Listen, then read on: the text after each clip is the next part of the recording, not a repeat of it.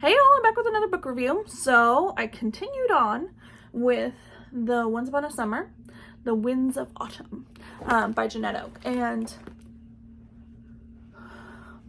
this is where I started I think I had read long time ago Once Upon a Summer. And then I started this one and then I stopped. And because that one seemed very familiar to me. The Once Upon a Summer one. But this one seemed vaguely familiar, and then I was like, I don't no, this isn't really familiar. So I think I started it, and I think I know why. I didn't enjoy it.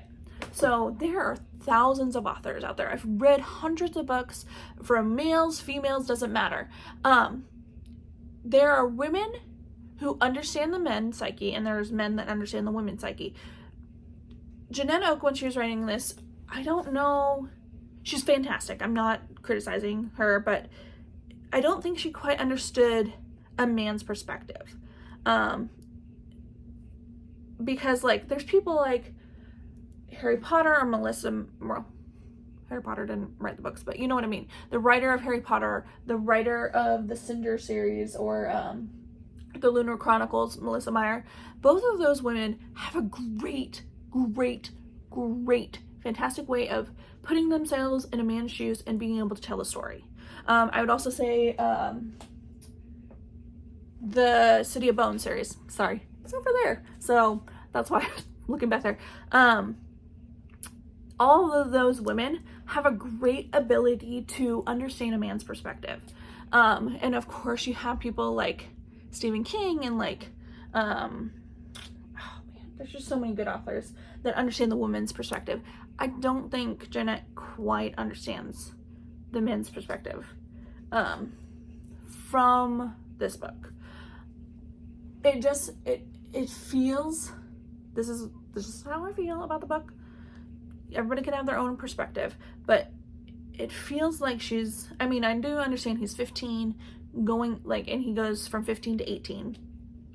And you're still a teenager, but it also feels like she's just writing how a woman would write for a man. I don't know if that quite makes sense, but it doesn't feel like he's telling his story, and it's supposed to be his story. And the more I read, the more I'm like, this is kind of a rough read. I'm gonna make it through. I made it through.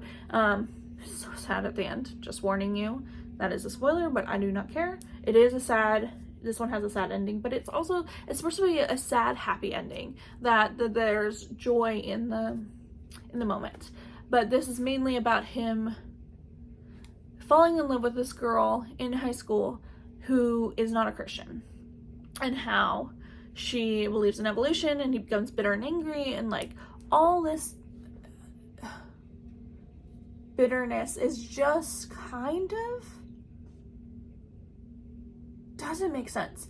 That's what I think that's where my key point is he's so bitter, and yeah, he can be there's reasonings for it, but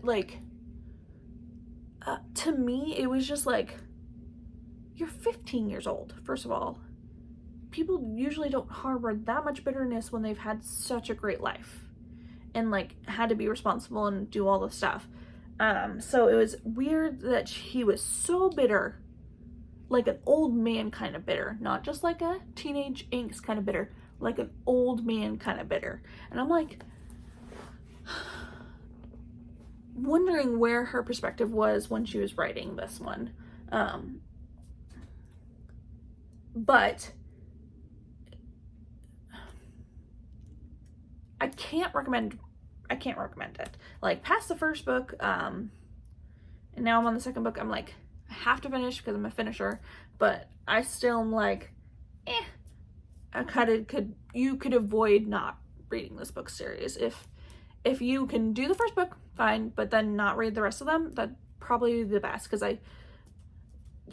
it's once you get to this one, it's just not as fun. But I hope you all enjoyed this review, all the ranting and raving, and y'all have a great day.